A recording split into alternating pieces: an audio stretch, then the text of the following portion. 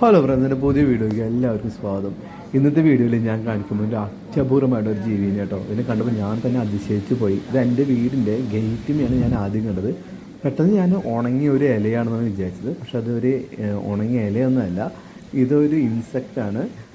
ഒരു തരം ജീവി, നമ്മൾ അപൂർവ ജീവിയാണ്. ഞാനിതിനെ ഡിസ്കവറി ചാനലൊക്കെ കണ്ടിട്ടുണ്ട്. പക്ഷേ പച്ച നിറത്തിലാണ് ഞാൻ കണ്ടിരിക്കുന്നത് കേട്ടോ, പച്ചയിലട പോലെ കണ്ടിരിക്കുന്നത്. ഇപ്പോൾ ഇത് കണ്ടു, ഇതിന് വലിയ നീളം കൂടിയ കാല് ഒക്കെ ഉണ്ട്.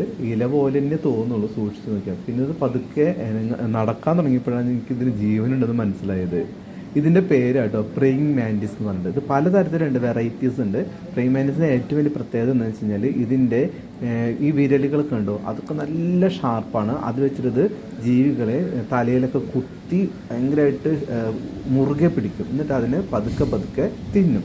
ചെറിയ പാമ്പുകളെ വരെ ഇതുപോലെ തന്നെ ഇതിൻ്റെ ഈ മുള്ളുകൊണ്ട് കുത്തി ഭയങ്കരമായിട്ട് മുറിവേൽപ്പിച്ചിട്ട് പതുക്കെ പതുക്കെ തിന്ന് അതിന് തീർക്കും എന്ന് പറയുന്നത്. അത്രയും അപകടകാരിയായിട്ടുള്ള ഒരു ഇൻസെക്റ്റാണ് ഇത് കേട്ടോ.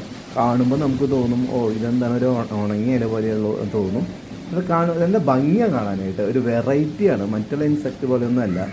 കണ്ടോ, ഇതിൻ്റെ തല കഴിഞ്ഞിട്ട് പിന്നെ കുറേ ഒരു ഈർക്കിലി പോലെ ഒരു ഇതാണ്. പിന്നെ അത് കഴിഞ്ഞിട്ട് കുറച്ച് ഉടലുണ്ട്. പിന്നെ കൈയും കാലും എല്ലാം ഈർക്കിലി പോലെയാണ് ഇരിക്കുന്നത്. കാണാൻ ഒരു അത്യപൂർവമായിട്ടുള്ളൊരു ജീവി തന്നെയാണ്.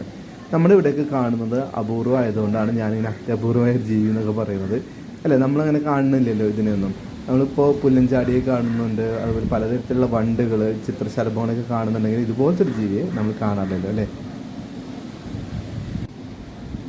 പതുക്കെ കണ്ടോ, അത് ആ ചെടിയിലോട്ട് കയറാനുള്ള പ്ലാനാണ്. പതുക്കെ കയറിയിട്ടുണ്ട്, കൈ വെച്ച് ഇങ്ങനെ കയറാണത്.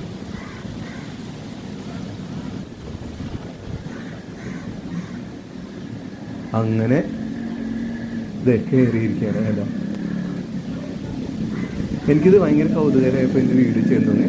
അപ്പോൾ അടുത്തൊരു വീഡിയോ വരുന്നത് എല്ലാവരും